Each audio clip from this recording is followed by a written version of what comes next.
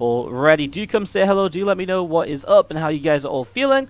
Let me know who you're cheering on throughout the tournament today as well as we get things started in the round of 16 with our Blue Zerg player to the bottom right hand side of the map. He made it to the semi-finals yesterday before being knocked out by Namshar.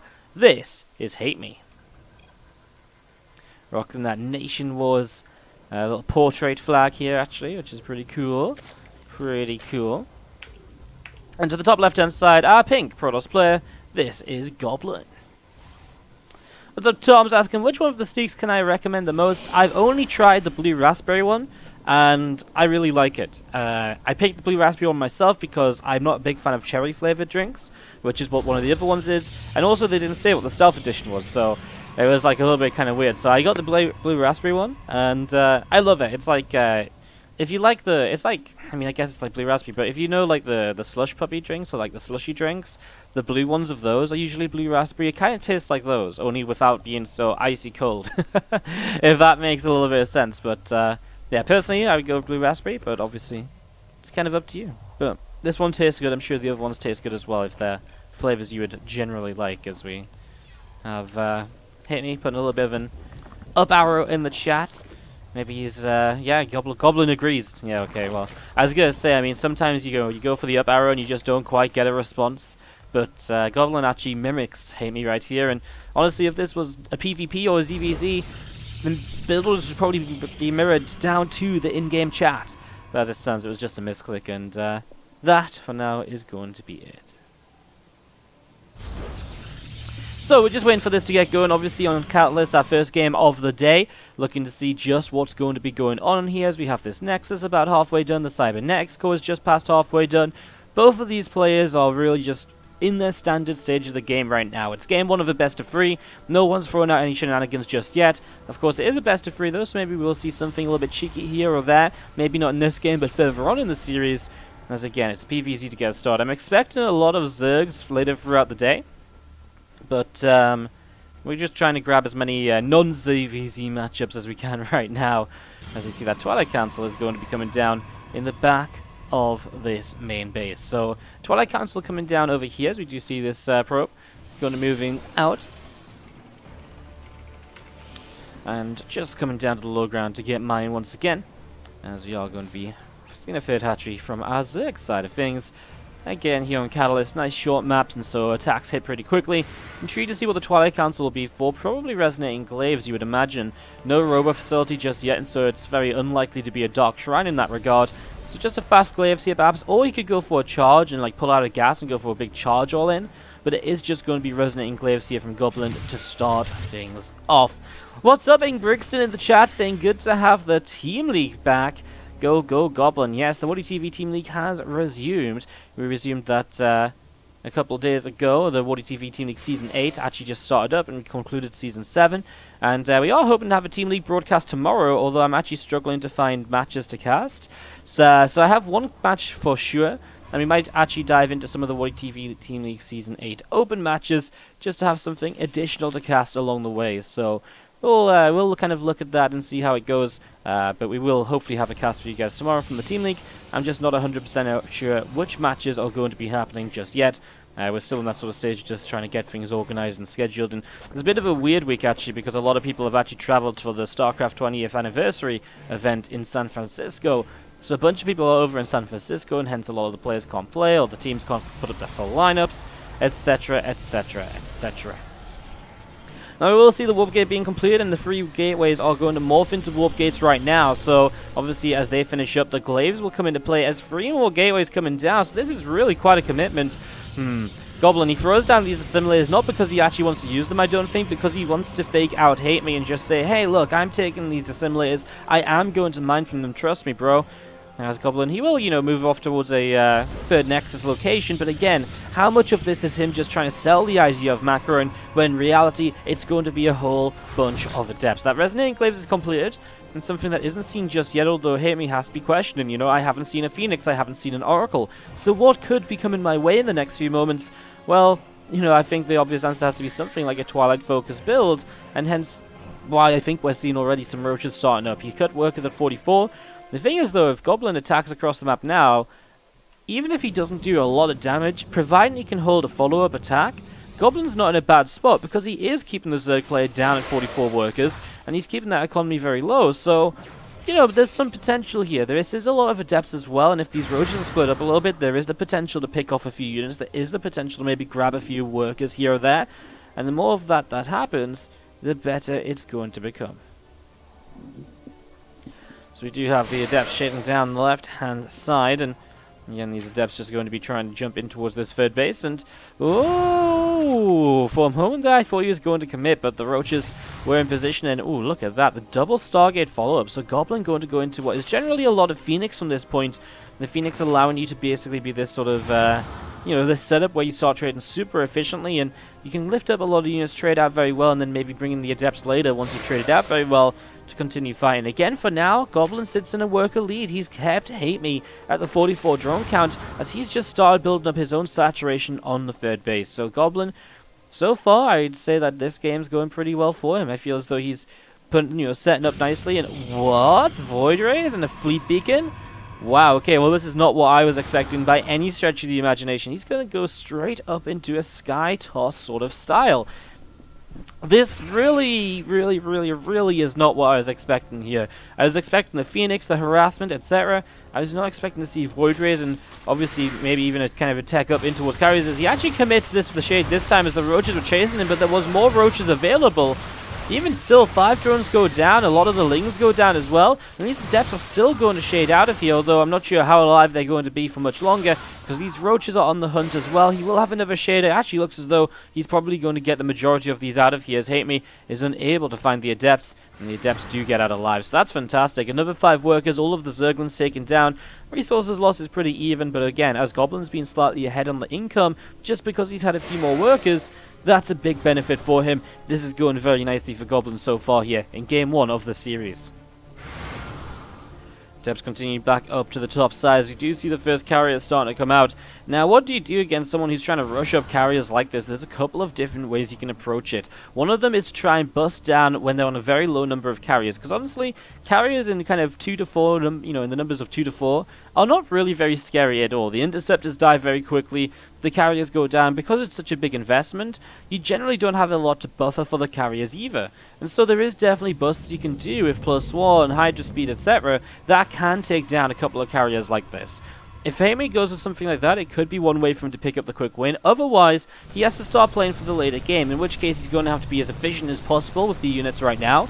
AKA not try and trade, you know, don't trade, sit back, macro up yourself a little bit, and rush out that hive tech, get the Viper count good, get the Viper count nice and strong, and just, you know, really begin building up your, anti-air army, so that when you hit a bit of an attack later in the game, you have absolutely everything possible to throw at your opponent. We are going to be seeing these roaches continue to come through the top side. Another few adepts are going to be morphing in right here on the third base. So these extra ones just going to be finishing up, and again another couple carriers showing up in a few moments time. Again, more adepts are over to the right, as we are going to be seeing these roaches picking off a probe or 2, and this pylon is also going to be taking a little bit more damage. 2 more overlords of HateMe going to be moving out up the right hand side, and again just going to be finding these few probes, continue to get picked off, and that's 7 workers killed as Goblin gets another few carriers on the way up, plus 2 air weapons as well coming in on the cybernetics core, and just going to be seeing again a few more warp pins potentially in the next few moments. Again, Creep is continuing to push forwards here and up through the center of the map, and you're just going to have again a few adepts, voids, and carriers just sat just outside of this third base. We still have a few adepts off over to the right hand side as well. As HateMe has still been very passive, so definitely hasn't tried to break through these carriers early. He's definitely sort of seen them here and there now, so he definitely knows what's coming, and he still is going to invest into the lurkers. He's already setting up a big wall of spore crawlers as well in the center of the map, so getting this kind of wall of static defense up can go a long way against the carriers, and it's actually something that you don't see, funnily enough, this early in the game usually. You know, usually if you kind of see a kind of a wall of static defense, it's against, you know, the Zerg, the Protoss he's gotten up to mass carrier. But at this stage, I wonder how powerful this will be, because the creep's quite far forwards. If he can push into the 4th base with spore crawlers here, I'm not really sure if this is something that these carriers and voiders can fight against. It's going to be very difficult, put it that way, as we are going to be seeing the Spore Crawlers starting to migrate northwards. We do see some Adepts once again picking up a few drones. Goblin's been very good at this throughout the game so far. As here we go, HateMe starts to attack on in, and here come the carriers. The Lurkers are going to burrow, which means that these Adepts are not going to stand much of a chance, although he does have a few to the right-hand side, which are having a pretty good time. Carriers have to back away, though. These Spore Crawlers really starting to maybe get a bit too much done. Now, a lot more Interceptors continue to go down. The 4th base cancelled. May just have to take a 4th base on the upper right-hand side, and so we'll not be able to secure the center of the map for now. As again, Roaches and Hydras continue to pick their way through a couple of these assimilators, and a few probes up on the high ground. They're just going to be sat around there as well to see what's next. Hive and Aspire on the way up from HateMe, and as we are just going to be seeing him continuing on and along here. There's a few Lurkers of HateMe as well coming back down the right side, and just going to be seeing Roaches and Hydras of HateMe also. I mean, everything's just gathered together quite nicely, and so far so good. He cancelled that 4th base. He's got his own 5th base building here in the center. As we see these initial Interceptors coming forwards, and they are taking a little bit of damage once again. The Spores really the kind of help enforcing this as the Hydras start to get targeted down. This time I feel like the Carriers are winning out a little bit better. They're getting rid of pretty much all the Hydras, and now the Spores, of course, will become a target. And they will become a target that can definitely be taken down if there isn't support for them, but certainly another wave of Hydras shows up.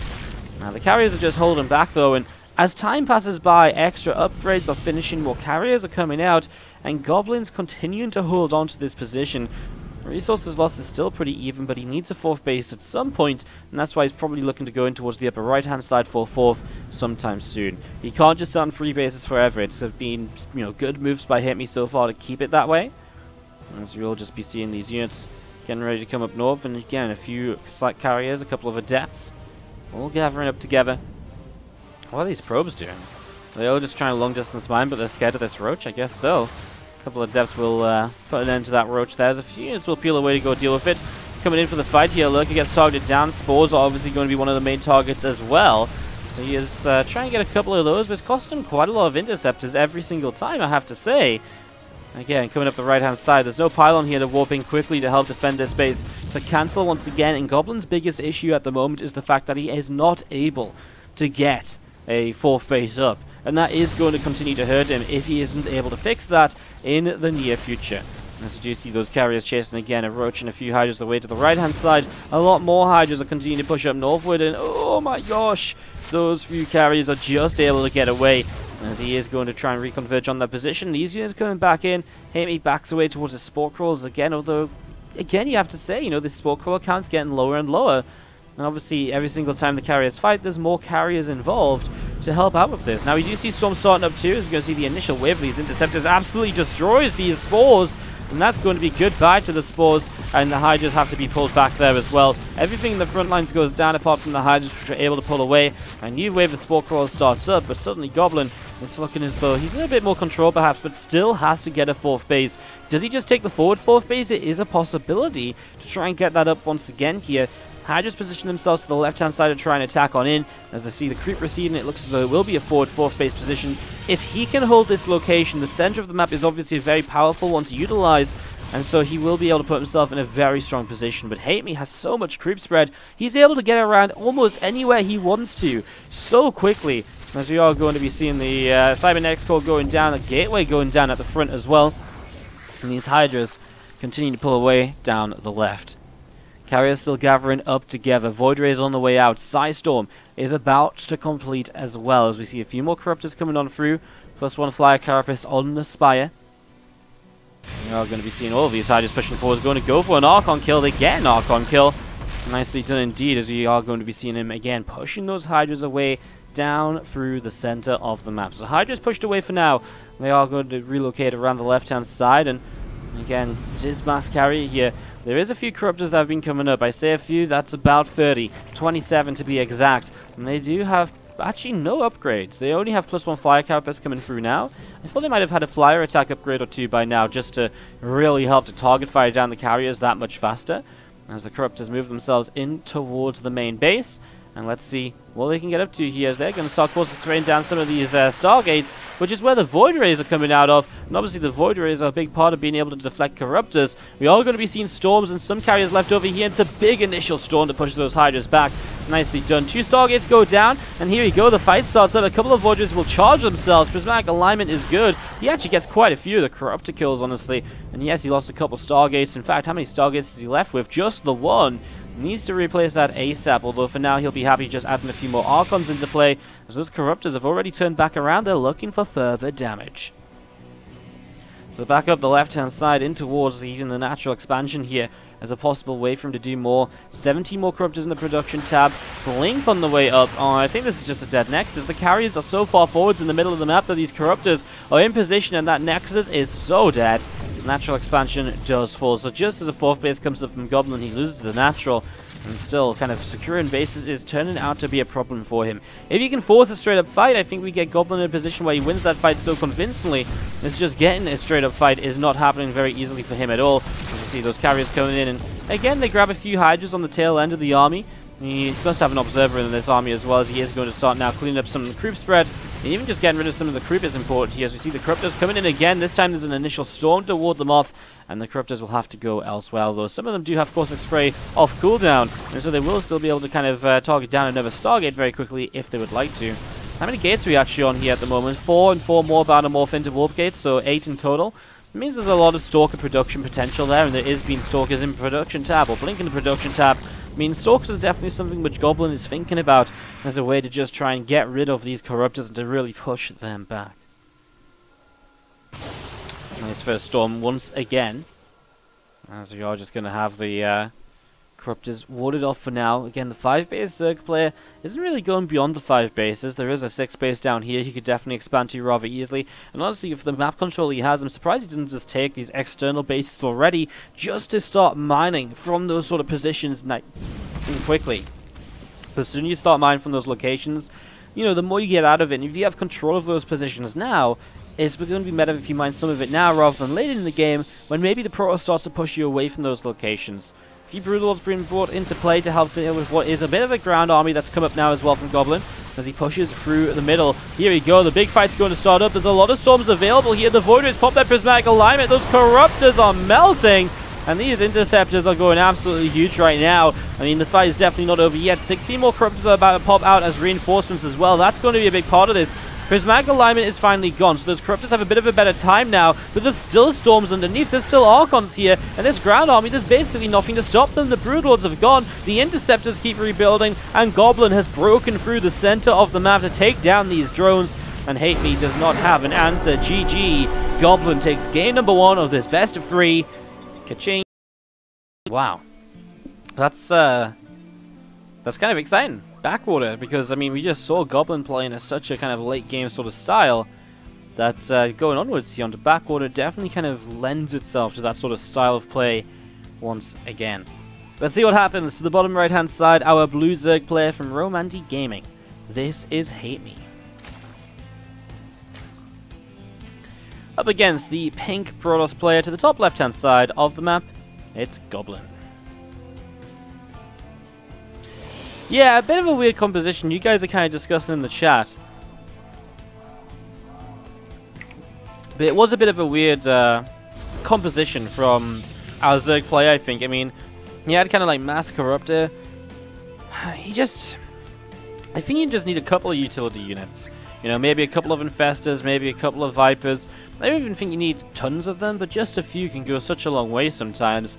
That or you start to try and fight... I don't know, it's a weird one. Like, fighting against Skytoss is never easy. It's really, really difficult to do correctly, but HateMe's answer definitely wasn't the correct one there, because those Corruptors ended up just melting, and, I mean, again, at the end, he basically just had pure Corruptor. A few Broods are trying to deal with the ground army, and even when the Broods went down, suddenly those Corruptors are in trouble, because suddenly there's Archons just running underneath them, and having a pretty good time as well, so... Crazy stuff. Anyways, we are looking to see where we go from here as we get ready to go into game number 2. Looking to see what HateMe can do to try and make things a little bit different this time around, to try and improve things on that game number 1, as we do have Nexus on the way. Obviously, the early game of the last game was pretty standard and straight up, and this one is looking absolutely no different so far. As that probe of Goblin continues to come back towards the upper left-hand side, the Zerglings of HateMe chasing him down. So the Lings are on the hunt. As we do just see the Cybernetics core is about to finish up here. The Zealot just stood in the wall off, and as the probe goes through to the other side, there's going to be a few Lings just nibbling on that gateway. As we do see the Adept now on its way out, will be a bit more of a sturdier defense. Obviously, the issue with the Zealot is if you get surrounded, it goes down. If you let the Lings in, it's problematic, although the probe is here to build a pylon at the last second if required. So I'll just try to limit the kind of damage output onto the gateway so that he can push this away once the Adept comes out without losing the gate. And obviously that's very important as well. So Stargate starts up from Goblin here in the top left-hand side. We're going to be seeing a Roach Roaring dropping down from HateMe as well. And that's obviously both players just continuing to advance on through. Lings getting to work once again. So Adept actually was trying to go across the map, but having a little bit of an issue there, of course, as we see the Zerglings causing some trouble.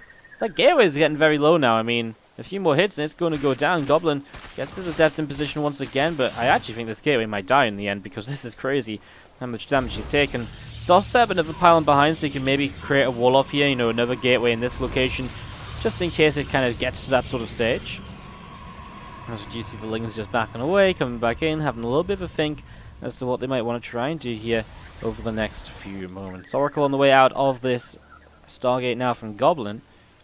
Oracle coming out over there as again we're going to be seeing this Cyber Core is coming up to completion in the next few moments with the Warp Gate tech, which obviously allows a few more warp-ins, and with the Oracle on the way out, Goblin has really changed things up this game. However, with the Rotron coming down earlier, we never saw a third hatchery, and HateMe has been producing a whole chunk of units, and while he's been keeping his opponent busy here, Goblin, well, now he sees that this is indeed going to be an aggressive attack. Now, he does have a shield battery at the front.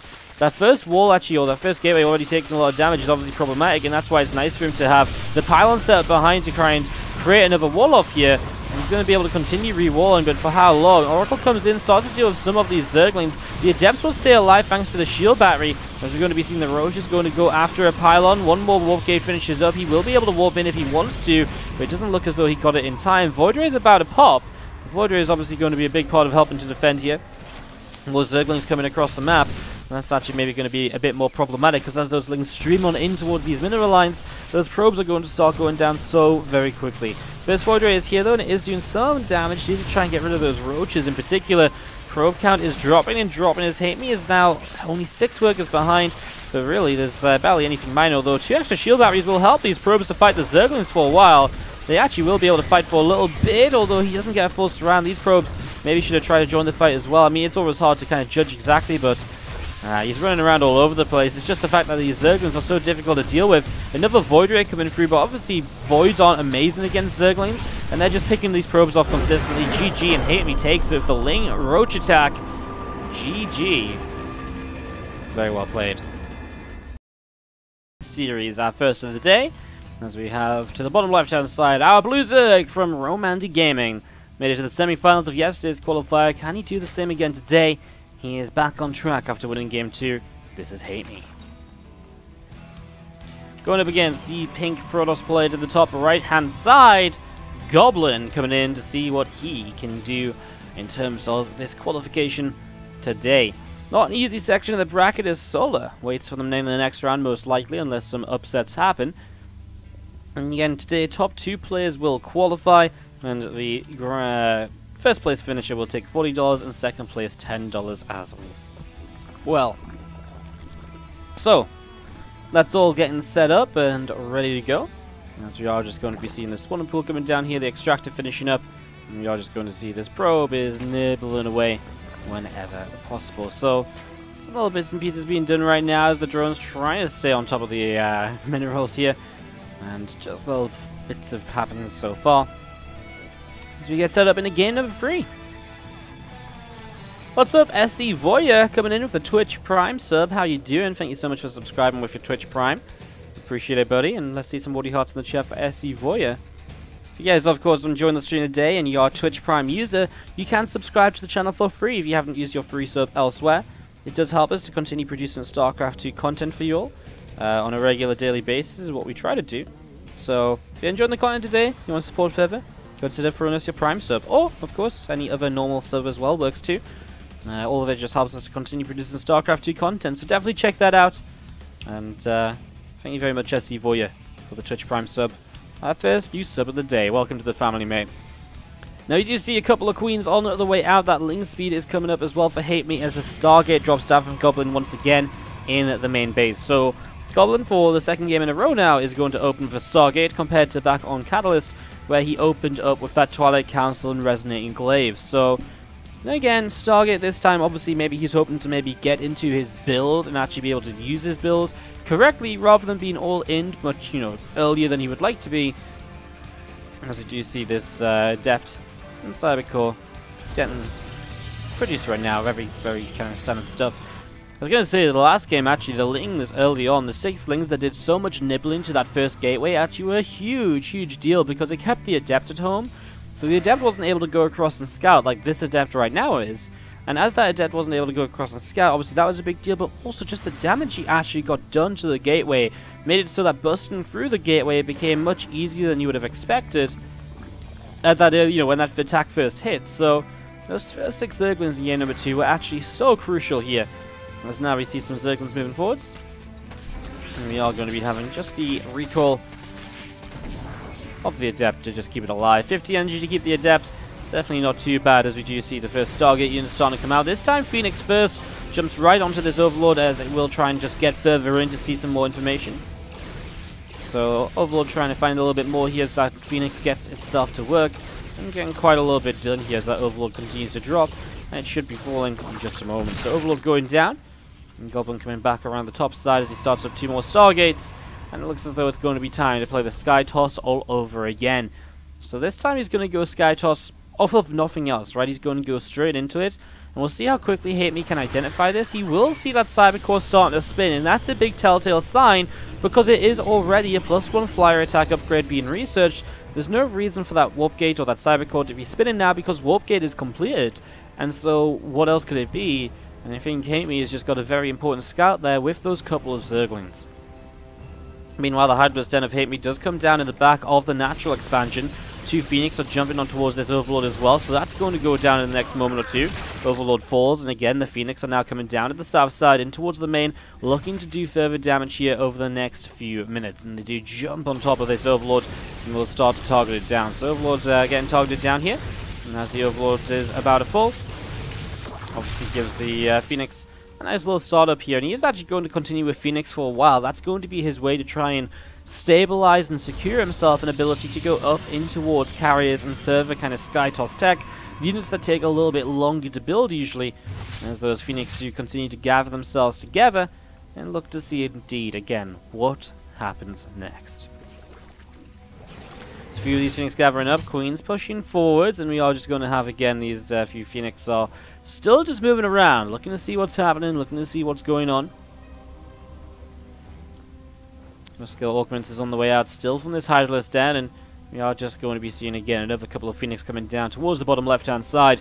Third Nexus is on the way up, and so far the Phoenix are doing their job. They're keeping the Zerg player in his base. HateMe is not really being allowed to expand much, beyond this. He isn't really doing much, in terms of taking a 4-thatch. He's just pushing creep forwards, and he is very much so distracted dealing with these Phoenix, although these Phoenix dive in for some Hydra kills. He actually doesn't get that many Hydras. 3 Hydras for 3 Phoenix, and that's definitely not amazing. Yes, he's continuing to build Phoenix, and it's nice to keep the Hydra count low, but now it's 4 for 4, and that definitely isn't really meant to be the way it's meant to have gone. Oh no! Phoenix are taking so much more damage. A 5th Phoenix goes down, and the more Phoenix you lose, the less you have to actually deal with further, larger Hydra attacks later on, especially if you've been unsuccessful in actually trading out with too many Hydras early on as well. So, a little bit of a disaster so far here, I'm not going to lie.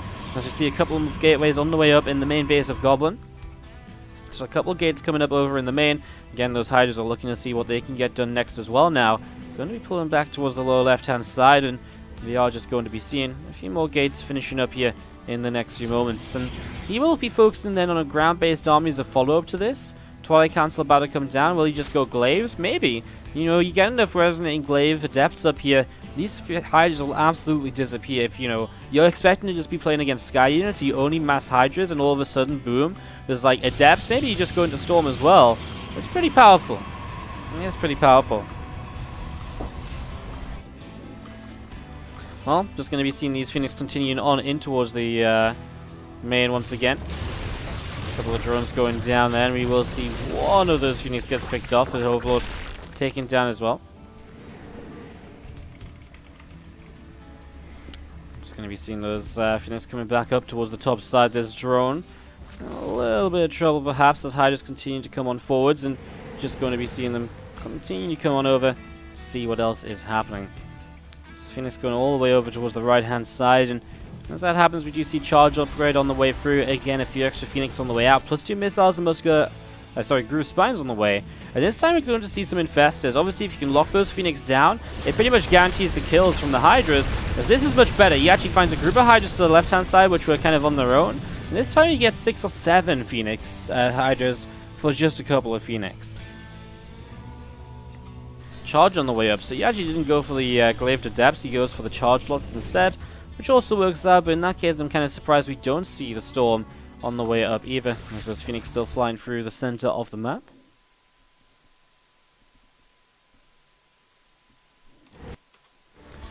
Well, these Phoenix coming down towards the lower left hand side and seeing if they can find a little bit more right now. This Infestor, a couple of those are kind of hanging out over to the left, and we will see again 2 more Phoenix coming forward as the Infestors are going to be so huge here, although right now they don't actually have the energy for those fungal growths. Needs a little bit longer to get into that, as man, the +1 on these Phoenix, just the sheer number of Phoenix allows them to get so much damage done so quickly. Gets a Queen, an Overlord, and another Overlord on the way out here.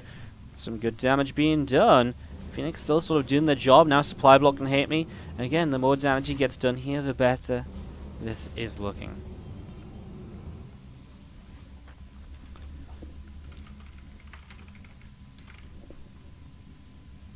Alright, so just still looking to see what else is going on here with these Hydras, as we do have a group of Phoenix still moving around, still looking to pick up some kills, but the fungal growth lands on every single Phoenix. Oh my god, the second fungal lands as well, and the third.